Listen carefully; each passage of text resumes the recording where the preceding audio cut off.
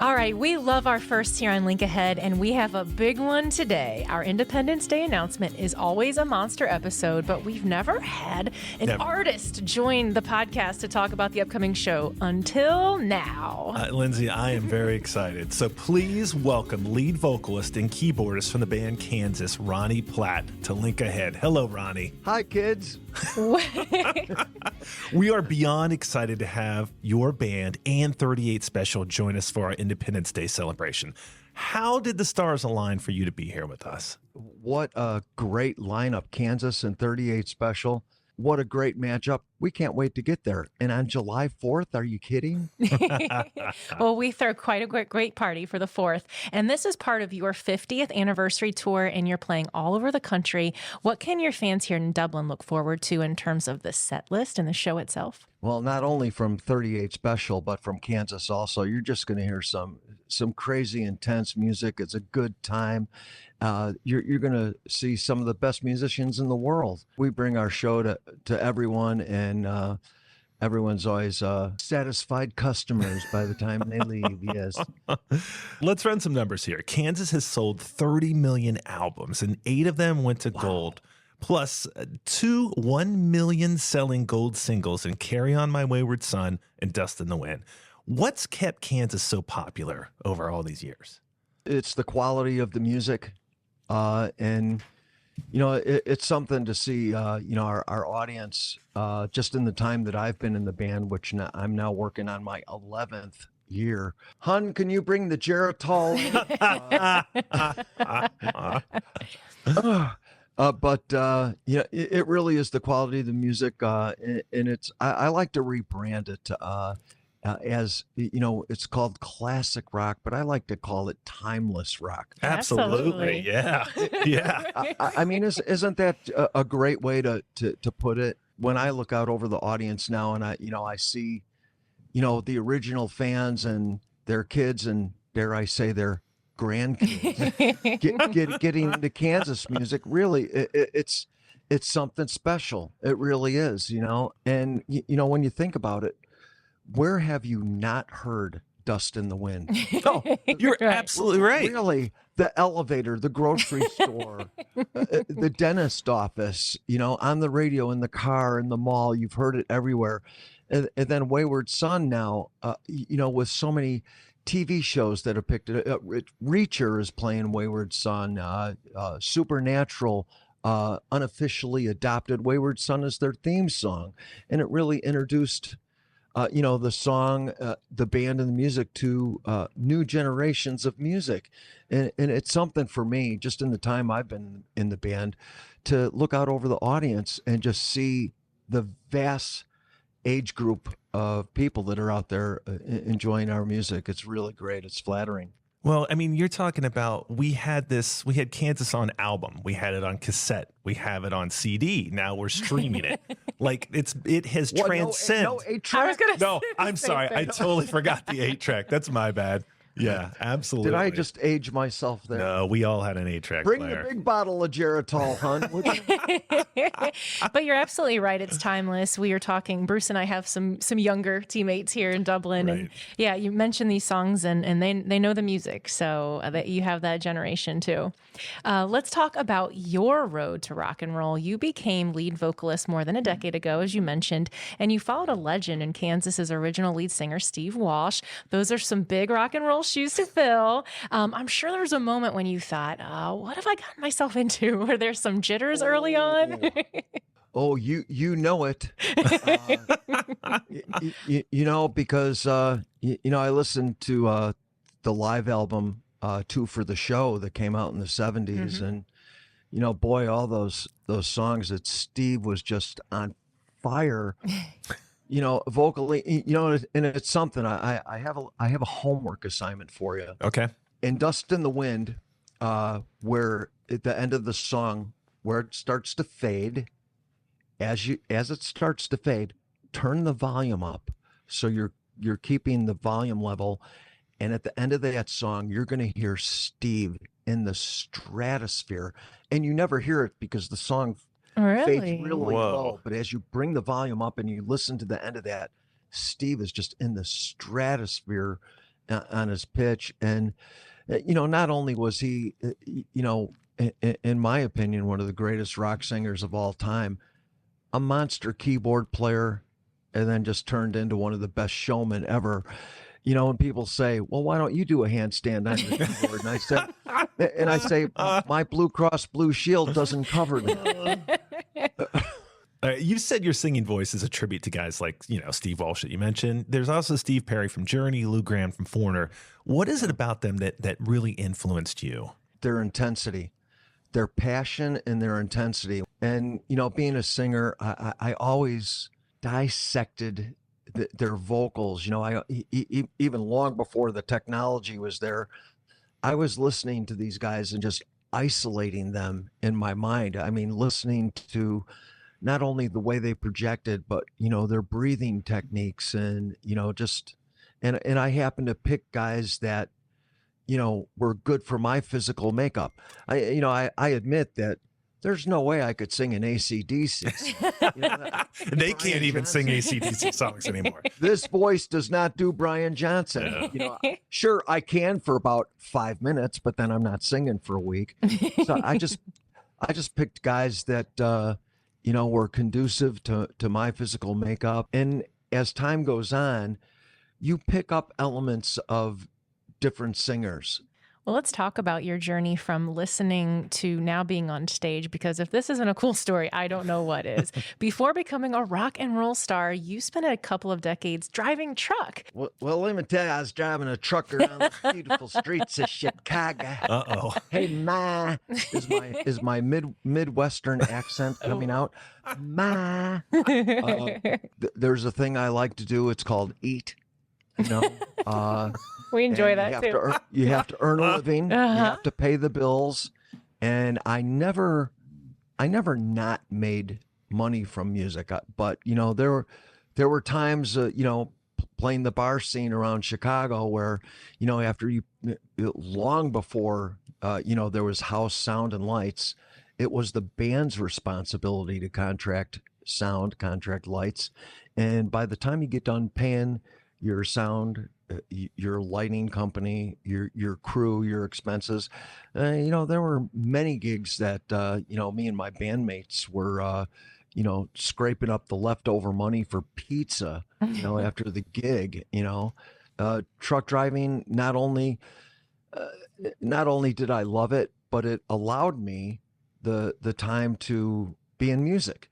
And I had other opportunities in my life that, I could have made a comfortable living, but I would have had to have given up my music aspirations. And that it just wasn't, not in my playbook. So it took me till age 52 to become the lead singer of Kansas. So better late than never. All right, I got to ask. When you were driving the truck, did you have a CB radio in the truck, and did you have a handle? Yeah, this is Wings, and I'm talking. And can you give me what it's looking like on the other side?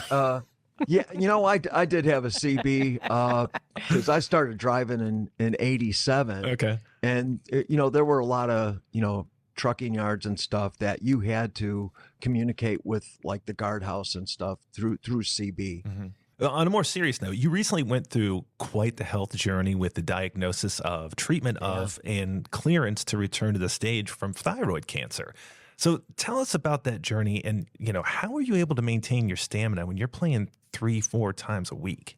It's quite the reality check to and it was just something. We back in January we played some shows in Florida, and I came home here, and this, if I came home on Sunday, it was Monday, I'm like I'm feeling my neck, and it's like, wow, I'm really tender. It actually hurt to touch.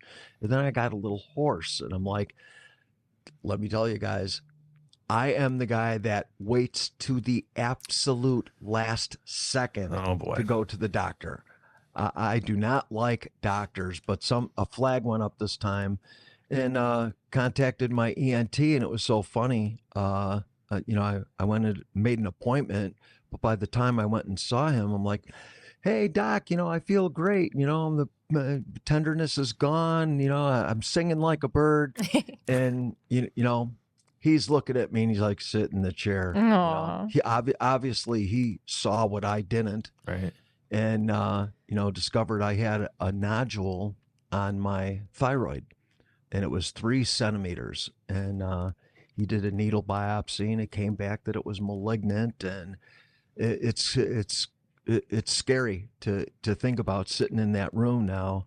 And, he's handing me a sheet of paper, and I'm like, well, what am I? And he's like, well, 1 is benign, and, all the way up to the different categories, which is 6, which is full-blown malignancy. And I'm like, well, what am I? And he goes, well, you're a 6. Then the first thing in my mind was, how much time do I have left? Wow. Am I going to have 3 months to live, 6 months to live, a year? It's really something when you're confronted with those words. Going from knowing absolutely nothing about it to getting educated along the way of what I had. And I let me tell you, I feel lucky. I feel like I skated because the type of cancer that I had was called papillary. It's very rare that it spreads. And when I made an appointment with my surgeon through my ENT, and he's like, he's probably going to be a few months out. And I'm like, a few months out? What? And I'm thinking about, oh my God, I got a band that's not working. I got a crew that's not working, venues that are now not working, merchandise people, accountants, travel people that are all not working because I'm not singing. That's quite a burden to have on your shoulders, Long story short, because of some amazing people, they moved me up in the schedule. And it's just crazy that my initial appointment with my surgeon was not till April 21st. And here I get my surgery scheduled for March 4th, and 1 month to the day, I'm back on stage. Wow. It's crazy. It's crazy. And now that I've done that first show back, it's funny. Things seem surreal that happened, now that it's behind me. It's a crazy feeling. So I really skated there. Yeah. I got extremely lucky. Well, we are so glad that you are healthy now and that you are back on stage and that you're going to... Me too. Let me tell you, just for the record, me too. So you're back on stage. Let's talk about you and 38 Special. Are you guys touring together now? Have you toured before? How do the bands get along? We've done many shows with 38. Donnie Barnes, I mean, what a great guitar player, great singer. 38 Special in Kansas, what a great matchup.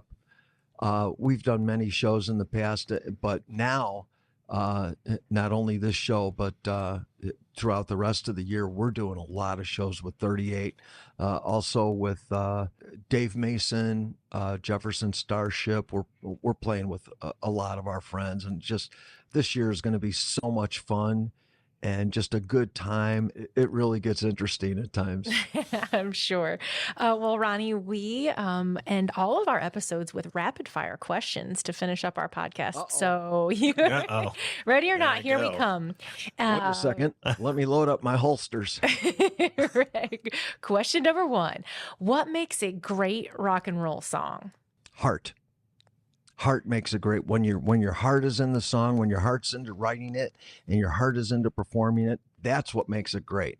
And even the best songwriters will tell you there are some songs that they write or have written just for the fact of writing the song. Whereas, and there's times when I sit down at the piano here and it's like, sometimes it just comes to you and it just comes right out of your heart. And a lot of people will tell you some of the greatest songs were written in 5-10 minutes. I love that. Because it just instantly came from your heart. Ronnie, what's the best part of touring? It's not the airports. I'll tell you that. You know what? The best part of touring is seeing the people and just seeing everyone in the audience. And I mean, I love to mess with people in the crowd.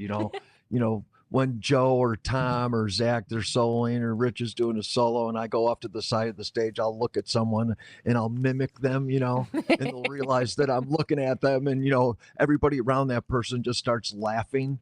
Every new audience, there's just an energy. And I love that. It's the people. It's performing is the greatest thing. The travel, not so much. Well, that was going to be my question: is what's the toughest part of touring? So traveling. Right. The joke is we don't get paid to perform; we get paid to travel. It makes sense. Do you have a strict diet when you're on the road? Very strict. It's only Twinkies and cashews.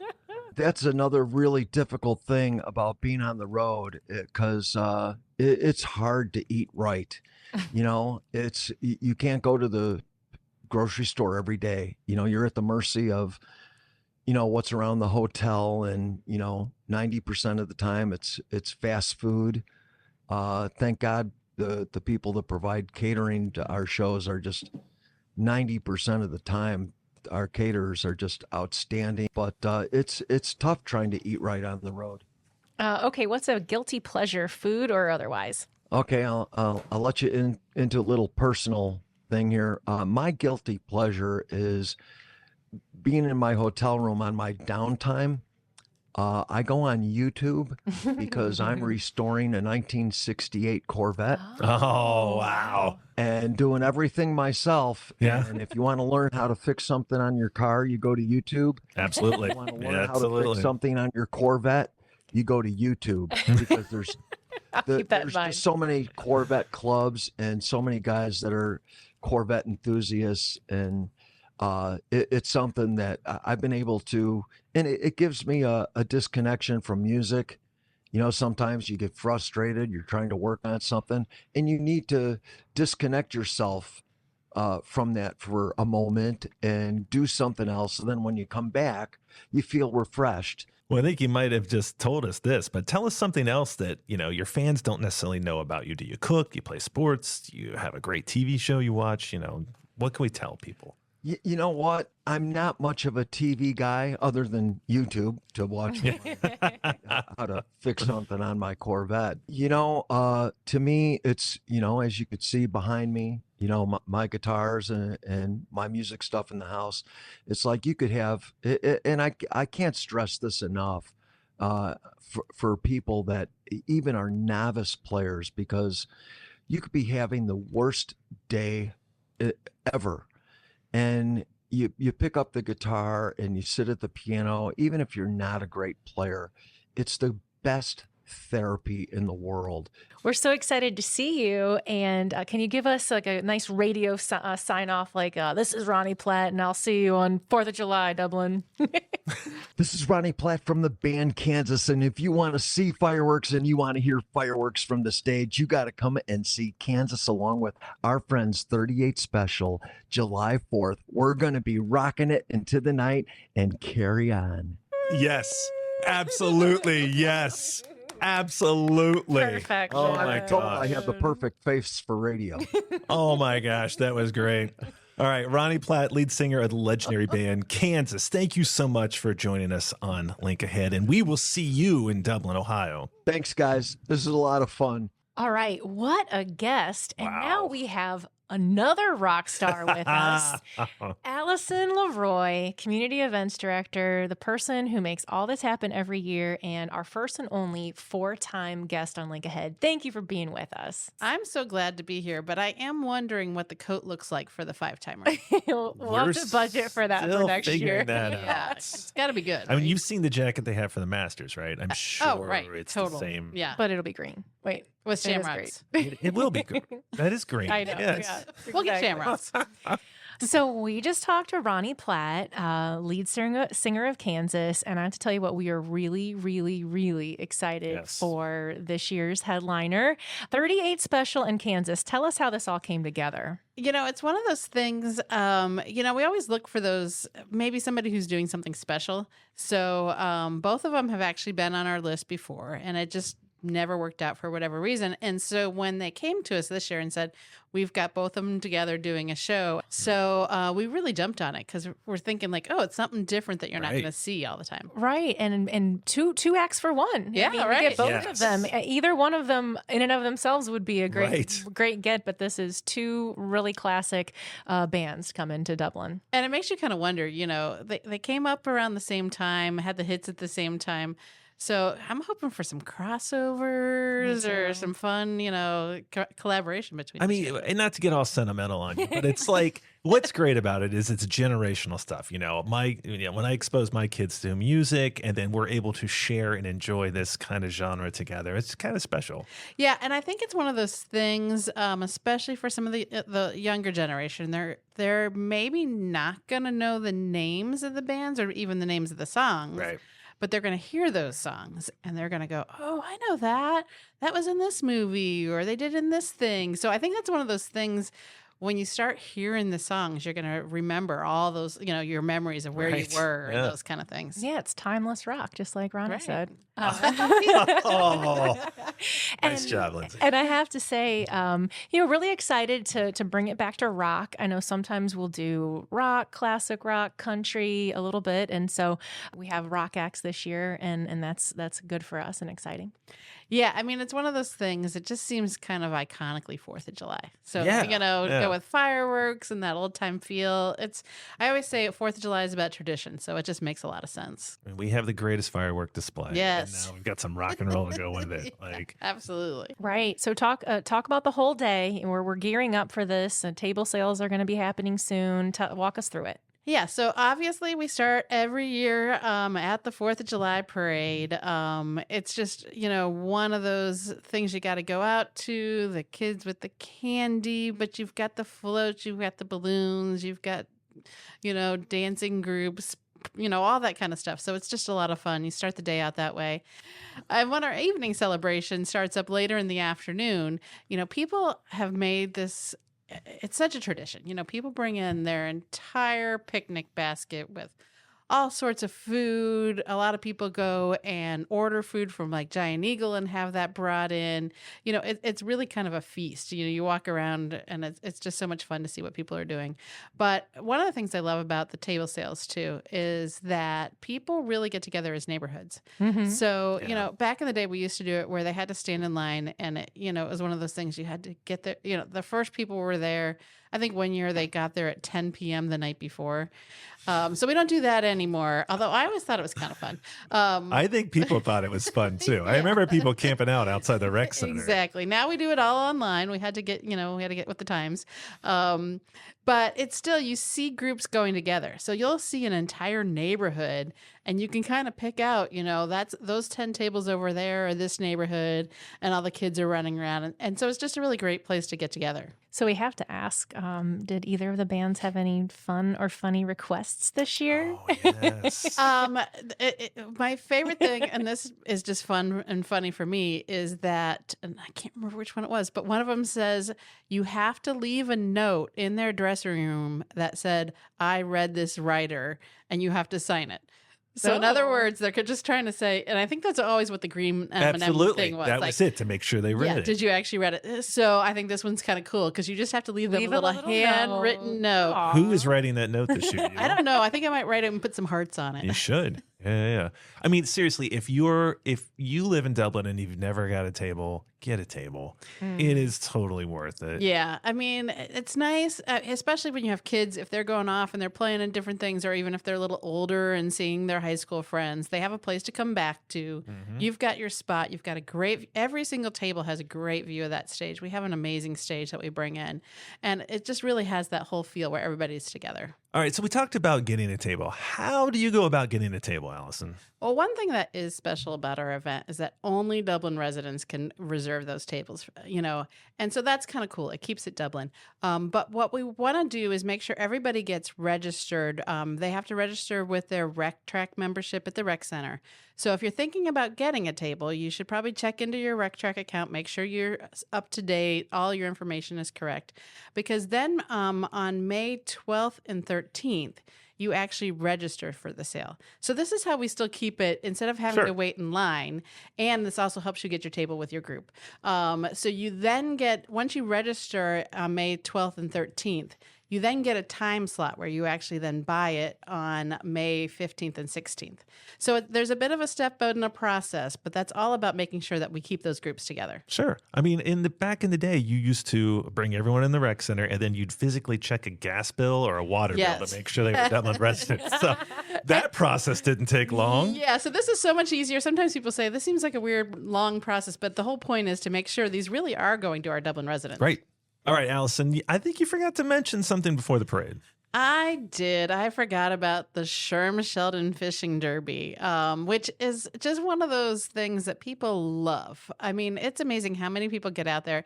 It's the last couple of years. It's been at Avery Park. It starts at 8 a.m, so it's really early. Actually, it's funny. When it used to be at Rec Center, I'd be getting into work and seeing them fishing. So that was always so much fun. But kids and adults all go out to Avery Pond, and they really do catch fish. Right. I think when I first heard about it, I thought it was maybe fake fish or something. Fake fish. But yeah, so it's great, and I've seen some really big fish come out of that pond. All right, so you've got the fishing derby, then you have the parade, then the evening celebration, and then the fireworks. Best in Central Ohio, if we do say so ourselves. Yeah. So. And it's funny because we, every year it's always okay. What music are we going to put in? And I'm not going to give any secrets away here. And the playlist. For Wait the a minute. Yes. Didn't last year you didn't know what the playlist was? I Oh. did not know what the playlist Good was memory. last year. That was the first time ever for me. This year I did actually hear it. I don't know. Maybe I just wanted to hear it this time. Okay, Because I get it. I think I was too nervous or something. I wanted to make sure my favorite songs were in there. Well, Allison, thank you so much for joining us. I think we gave you about 2 hours notice this time to join us on the podcast. You're always such a friend of the show, and we're happy to have you and looking forward to the 4th. Great. I'm so happy we're going to be out there together this year. And to our listeners, thank you as well for taking the time to connect with your city. Tune in next time as we continue to explore the many personalities and experiences that make Dublin a thriving place to live, work, and grow.